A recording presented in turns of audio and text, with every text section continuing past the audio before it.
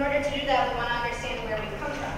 So looking at Monona's growth history from our Native American roots to our farmland and our suburban development patterns, our community looks significantly different than it did 50 years ago or even 2 years ago. We successfully accomplished the reconstruction of our main street, our Monona Drive, which left behind the haphazard parking lots, some vacant buildings, and traffic hazards of the 1990s. We have a new streetscape that will promote better utilization of the adjacent land uses, and Monona residents will be proud of it for years to come. There are new businesses, new housing, and new residents in town, and the city's best tool for examining these trends and how it impacts our future is the comprehensive plan. So what exactly is a comprehensive plan? It's a 20-year planning horizon, long-range policy document. It examines our social, economic, and physical development as a city. And it's definitely comprehensive in nature. It incorporates 9 elements. All those elements are listed on the back of the handout that some of you may have picked up. And it's also an umbrella document. It encompasses all of the city's other plans, such as the strategic housing plan, our capital improvements plan, our Broadway corridor plan, and redevelopment area plan, and so on. It's a big picture planning document, and then it's implemented through land use regulations such as our zoning code and subdivision ordinance. So why should we plan? Through planning, we get to know our community better. We can map out where we want to be in 20 years. We can retain our local control and protect private property rights. We can proactively address issues before they arise. And we can protect our assets like our natural resources or our community character. By state law, we're required to update our comprehensive plan at least once every 10 years. So that's why we're here today. The comprehensive plan was originally adopted in 2004. Now 10 years later, we want to know what has changed, what have we accomplished, and are there any new challenges that we should be prepared for in the next 10 to 20 years as we move forward. So let's take a snapshot of Monona today and try to understand where we are, where we've come from, where we want to be. In the 70s, Monona's population grew really quickly, going over 10,000 at one point, and then it quickly declined, going down to about 7,500 at the 2010 census. The Department of Administration projects that our population will continue to decline by about another 500 people by 2030. So the Plan Commission looked at these numbers and they thought, that can't be right. Maybe we're stabilizing, or maybe even we'll increase our population slowly over the coming years. So other data sources now for the year 2014 show that we have increased from the 2010 census number of 7,500, and we're now over 7,600. So maybe there's a stabilization, maybe there's some new families coming in, and maybe it will continue to increase. In continuing to look at that number, the Plan Commission thought about the current market trends for new construction of multifamily developments, and also changing trends in household preferences. Since 2012, the city's approved over 200 new multifamily housing units for the city, and those have all broken ground. In the photo here is the Tresa and the water development over by Rutabaga. This is taken from the Cove boardwalk that some of you may have seen from afar but not actually walked on. It'll be a nice view when the development's done. There will be a courtyard there and some space for public gathering.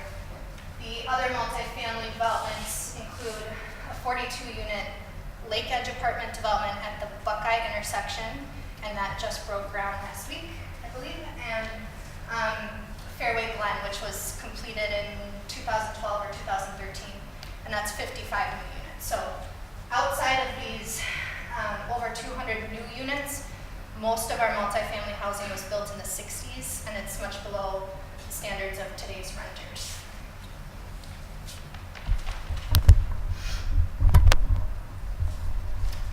Age distribution also helps us understand our future population and growth patterns. So 24% of our population is between the ages of 25 and 44. These people represent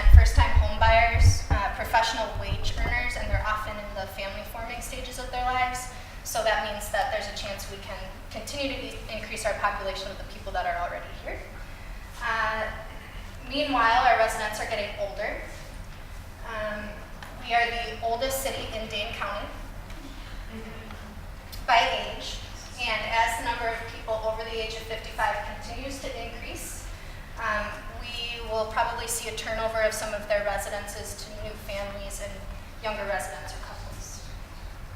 We have over 3,700 households in Monona, and of those, there are 590 households with individuals living there alone that are over the age of 65. These residents might look to move out of their homes in the near future. They might not want to take care of their home anymore or their yard. Maybe their children have moved out and they're empty nesters, and they might be looking to move into new types of housing, whether it's senior living or a different kind of rental environment or condos. But at the same time, these residents might want to stay in their homes. So aging in place is something that the city will have to consider, and policies that would support that would be things like continuing to promote the Monona Lift route or senior center events and other services. Looking at our existing land use patterns, we can plan for future growth and redevelopment. We have our Civic Center campus tucked back here in the heart of Monona, and our two main commercial corridors are Monona Drive and Broadway. Those corridors can be broken down into segments further. For example, along Broadway, we have areas that are maybe more appropriate for employment centers or for highway commercial type development.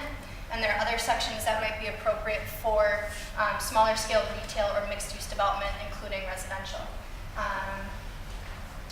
The land use, transportation, housing, and economic development sections of the comprehensive plan include goals, objectives, and policies, and different inventories and analysis that help us look at those growth patterns and where along our commercial corridors is most appropriate for those types of development.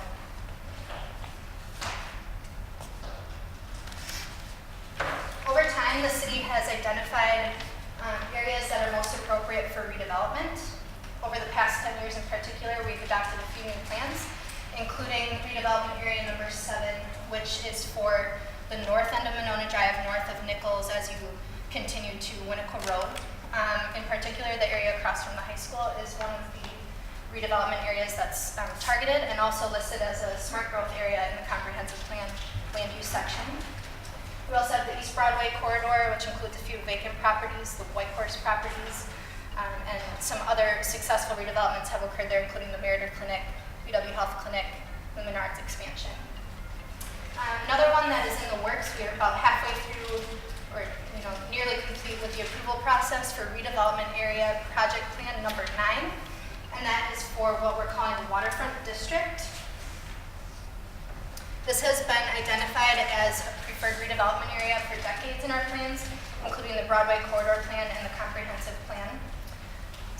Because Monona was born out of a suburban growth pattern and it didn't really grow around a compact central business district, we don't have a traditional Main Street or a place where people can gather and spend some time. So we hope that the waterfront district will become a year-round destination where people can go and gather, maybe do a couple different activities, go out for dinner, and even walk or bike home, being in closer proximity to amenities that might be developed in this area. We're in the very early stages of examining how redevelopment might occur here, and there will be some conceptual master plans put together where further public input will be sought to develop the specific master plan and development plans for that site. I'd like to wrap up my section by asking a few questions. There are 3 different color cards on the back table. One is blue, and on that card we'd like to know from you, list 3 things that you like about Monona, and on the back list 3 things that you dislike or you're concerned about for Monona's future. And on the yellow card we'd like to know, what do you envision for the waterfront redevelopment project? What sort of things would you like to see there, or what kind of feel would you like it to have? So those 2 input cards will be incorporated with other public input that we'll continue to get throughout the rest of this process. There will be a public survey posted online in the coming months, as well as available in paper copies that includes more questions about different areas of the city in the comprehensive plan. If you have any questions, you can reach me a number of different ways, or you can talk to the Plan Commission Chair, and you can submit input on the comprehensive plan at any time. The timeline for completion will probably be sometime next spring as we wrap up a final draft of the plan and present it to council in a formal presentation. So that's all I have on the comprehensive plan at this time. I'll pass it over to Shannon Hayden, our project manager, who will talk about the sustainability plan.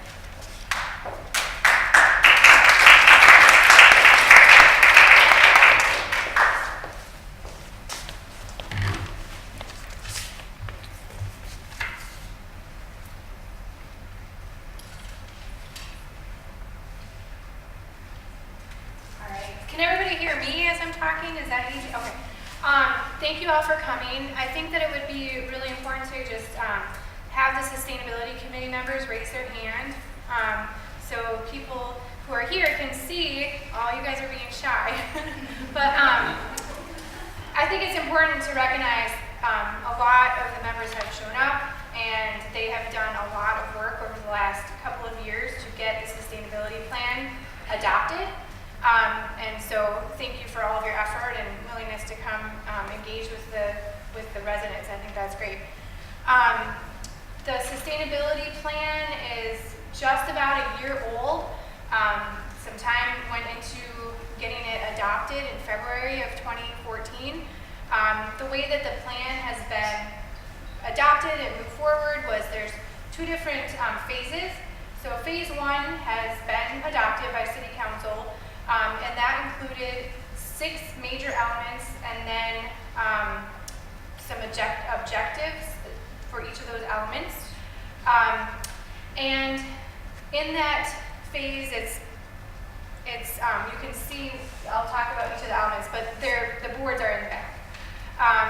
And now we're in phase 2 where we're trying to figure out how to implement those major objectives for each of the elements, and there's been a lot of effort in developing implementation strategies. So as we wrap up tonight, one of the things that we would like from you, if you're so inclined, at each of the element boards is a list of all the strategies. So if you could take a look at them, there's a lot, and I'll kind of talk about and give you some examples of what they are once we get to that piece. But kind of rank what your top 5 priorities might be.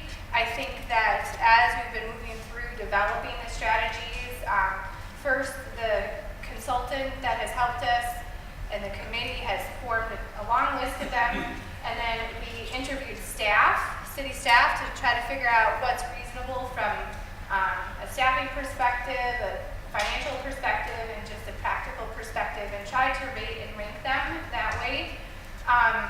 The document that's on the table just lists the strategies, but in the phase 2 part of the plan, we've actually expanded that a little bit more, and I can put that online tomorrow to indicate the strategy and if we're doing it today, if it's something that we would implement in the near term, the midterm, or the long term, to kind of help us have a roadmap of how we want to proceed. And I think it'd be real easy to just jump in and try to do too much at one time, and we want to be thoughtful about how we move forward. Some of the planning effort that we're doing is driven by the fact that the city of Monona is a Green Tier Legacy community, which there are just a handful throughout the state of Wisconsin, and it's a statewide initiative that when you are a Green Tier Legacy community, you kind of agree to adopt certain principles around sustainability for your community. And one of the components of that is adopting a sustainability plan. And some of the strategies and objectives that we have in the plan are somewhat directly engaged with that Green Tier Legacy community. If you're interested in learning more about it, it is on our website. So if you go to the sustainability web page, there's a link to the Green Tier Legacy communities information, and it talks about the things that are happening around that. So kind of moving into the bigger elements that are outlined in the adopted plan. The first one is general sustainability. On the right-hand side are the key elements that we have within that.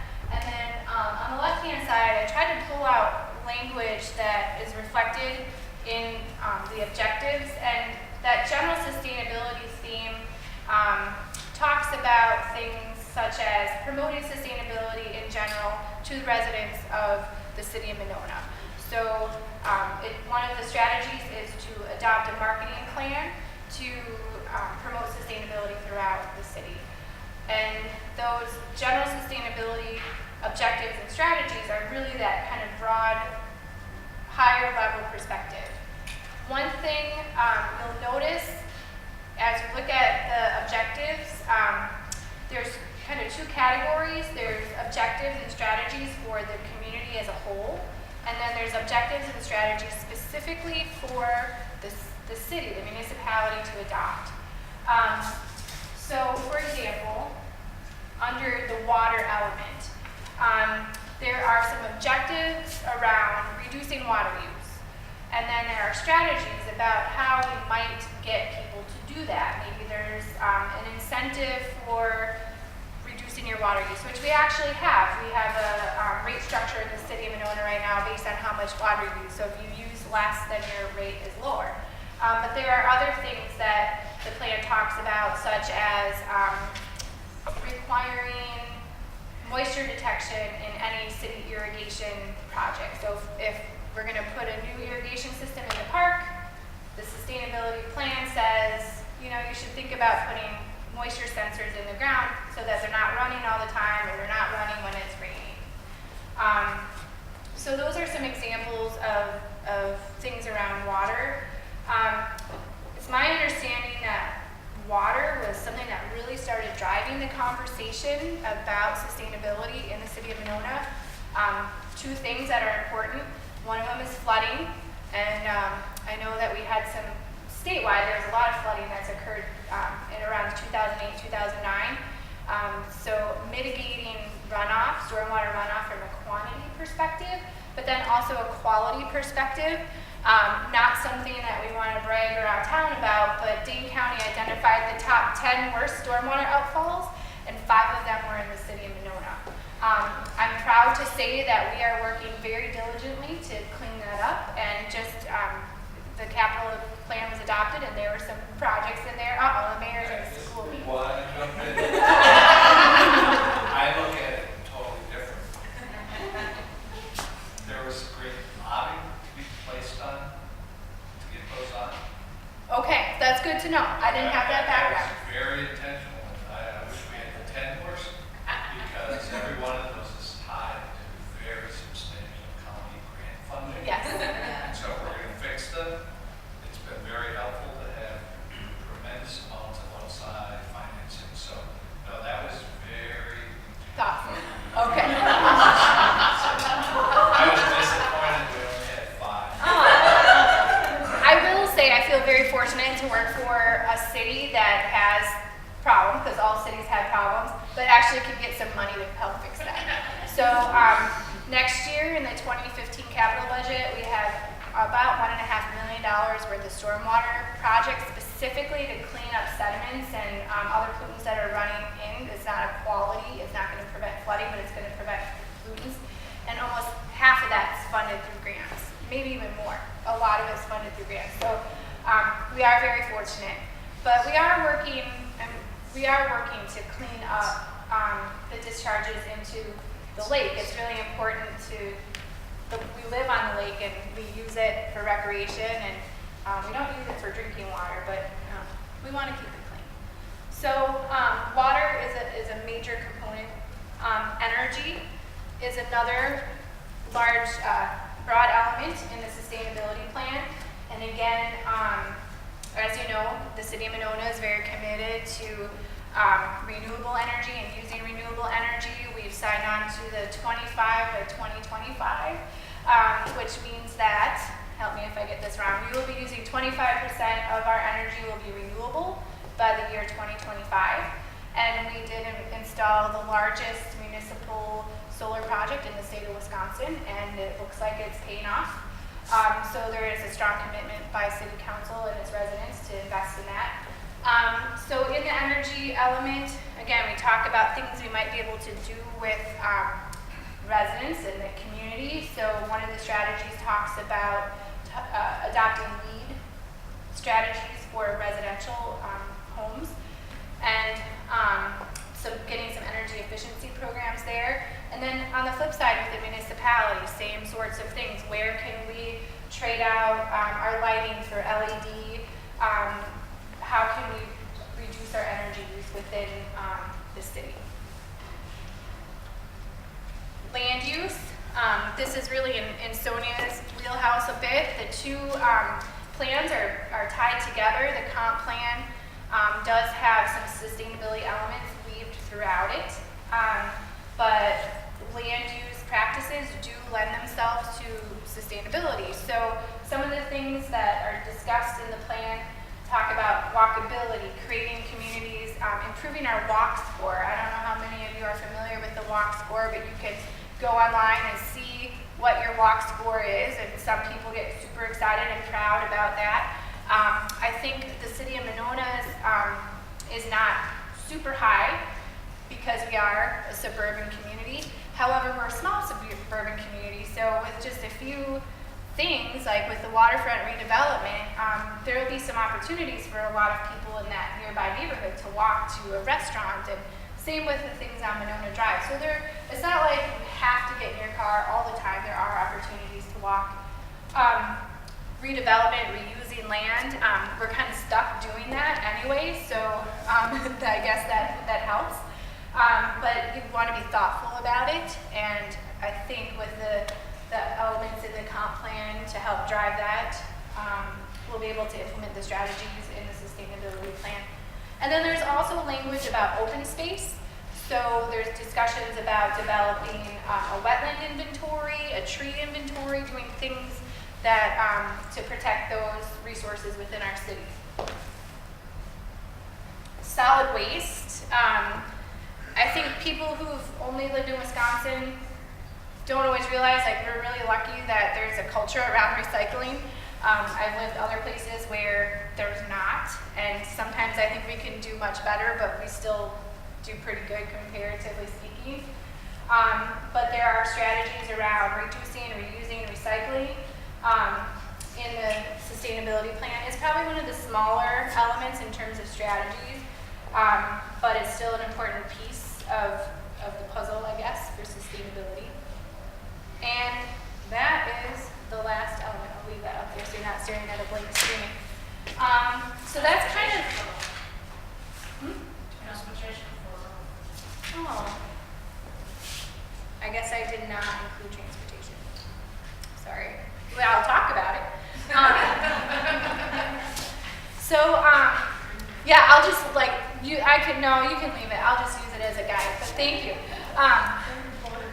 So there's a couple of things about transportation. I think the most recent update of Monona Drive, I think, did a really good job at including all modes of transportation. There's sidewalks, there's bike lanes, and those are not, they're becoming more common practices to include those things in our transportation planning. I know I hear everybody has different opinions about, should we have sidewalks, should we not have sidewalks, where should there be bike lanes, where should there not be bike lanes. So in the sustainability plan, there's kind of generic language about making walkable communities, but then there's strategies about developing a bike ped plan for the city of Monona, which I think would be maybe good to implement in a more near term, maybe that 5-year horizon, to better understand. I do know, I personally like to see, on a Saturday afternoon, you've got bicyclists and walkers, and the cars, my parents come down and they're like, you can't drive anywhere, there's everybody on the street. And I'm like, that's great, everybody's on the street. But they don't like it. So I do think that as it becomes more popular, people are doing more, we're going to have more conflicts. So we should kind of study where might be an appropriate route for people to be, or how do you shake up where everybody lives on the street, so to speak. There's some language around complete streets in the sustainability plan, but complete streets doesn't always mean put bike lanes on every street. Sometimes it just happens to be a narrow street that you give a signal to the drivers and maybe bikes here through some signage and stuff like that. So I think understanding our network will be important as we proceed. one of the cities, I'm kind of jumping around, but one of the city's trucks at Public Works is running on compressed natural gas. So there's some language on that municipal side of things that talks about electric vehicles in the city fleet, CNG in the city fleet. So there's some different ideas around that. We do have charging stations out front. I have to say I haven't seen them a lot around, so it's pretty exciting to see that there's been an investment in that. Reducing emissions is another element in that transportation component. So improving that walkability to reduce trips is in there as well. So I think that covers everything in the sustainability plan. Moving forward, if you would be so inclined, as I mentioned, the strategies are on sheets on each of the elements. And if you want to rank your top 5 and put it in like the little green bin, if you think it's, oh my gosh, this is way too much to read tonight, you can take it with you. You can find my contact information online and just email me your thoughts on some of it. I think right now it's kind of a check-in to see, is there something glaringly missing from our implementation strategies, or is there something that is a huge priority that's on that list that you really think should be called attention? I think we're trying to really make sure that we have it in the right order. But the other thing that's important to know is that we envision the implementation strategies to kind of live as an appendix of the plan, and it would be fluid as opportunities come up. Sometimes there's financing opportunities, or a huge issue happens that everybody in the community is saying, hey, this sustainability initiative is really important. That document can start to change. We have some ideas for how we are going to proceed with implementation for 2015. We want to look at a citywide purchasing, sustainability purchasing program. We want to look at using a sustainable waste management program. I'm blanking on the other. There's probably about 8 different strategies that we want to move forward with in 2015. The other thing, like Sonia's cards, there's a green one, and it asks, identify your top 3 sustainability initiatives that the city should be focusing on. And then just some general comments about sustainability that you want to share. And probably the last housekeeping thing I want to mention is we do have 2 gift cards for the Willie Street Co-op, and we have a membership to Aldo Leopold that was donated by the mayor that we will draw at, I guess, 7:55. So if there's a little cards on the table, if you want to put your name on there, you do need to be present to win. But as you can see, the odds are small, so you gotta think of it. 7:30, you think? We could do that. We can kind of call everybody back together at 7:30 and do a drawing. At this point, our vision for the night, our agenda for the night, is to kind of open it up for question and answer. I don't know if Sonia wants to come back up. Either one of us are happy to take your questions, and that's it. Thanks. Yes. As a former member of the transit committee, I'm curious where transit fits into the planning, or either the comp plan or sustainability plan. And So- transit for people, Yeah. bikes. So a couple of things in general in the comprehensive plan. It's included in the transportation element, of course, but specifically one of the policies that the Planning Commission had agreed on was that we should support a multimodal transportation system, and that includes improving transportation that's not just for single occupancy vehicles. So that could include transit to assist people that maybe don't drive. I went to a workshop where I heard that 30% of the population just does not have a driver's license, cannot afford a car, has physical disabilities or other impairments, or just does not choose to drive. So by not planning for those people, you're excluding a significant portion of your population. So that multimodal transportation language is definitely in the transportation element. I think continuing to assess the our existing transit system with the Monona Express and Monona Lift routes will, continue over time, and the viability of that specific system will be examined. But overall, I think the Plan Commission and the comprehensive plan are very supportive of continuing something like that, as well as the bikeability and walkability through denser urban development. And then in terms of the sustainability plan, there are a number of strategies that are identified in there about transit. It does more, in a more detailed manner, talk about increasing frequency and expanding service, looking at linkages to like Metro. I know that there's always been an ongoing conversation, should we be a member of that? And I think that there's some conversation about that as well. So where Sonia's plan is a little bit broader, the sustainability plan has some key, very detailed strategies, and I think we've identified them for short term. So the strategies, which I'll put online, has different horizons. So there's right now that we're already doing, and then there's short term, which is between now and 5 years from now. So really starting to understand our ridership and where there may be some gaps. So there's some studying of demographics that we can do to figure out how we might be able to provide more service. So it is definitely in the sustainability plan too. Anything else? Oh, you're an easy crowd. Oh, so I wonder, in your list of like priority development areas, Sonia, you had Southtown. What did I say? Southtown. Southtown area. Yeah. So Is that like around Shopko? Yeah. It looked like on the map. So what's the plan there? For that area, it's identified in the comprehensive plan as a smart growth area, meaning that they're, over the long term, it's one of the areas where we might be able to subdivide and add another building, or change it completely, or increase it as an employment center, or just something that will probably evolve over time, where we'll realize that maybe it's not reaching its highest and best use, and it might need to be redeveloped in the future. But it's not specifically identified in a redevelopment area like our other areas in the city are through redevelopment plans that the CDA has adopted.